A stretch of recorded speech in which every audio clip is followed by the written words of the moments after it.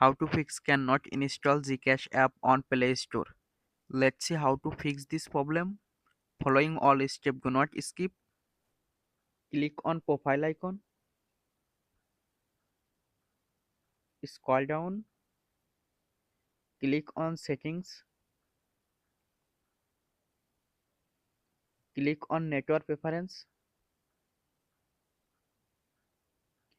Click on app download preference.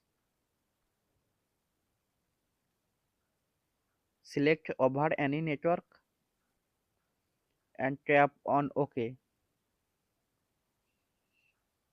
Go back and go to phone setting.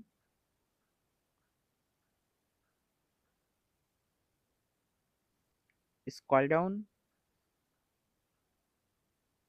Click on app management.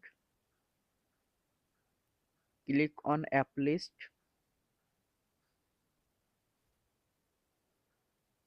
and scroll down. Click on Google Play Store.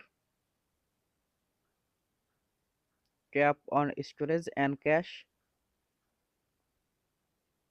Tap on clear storage. Tap on delete.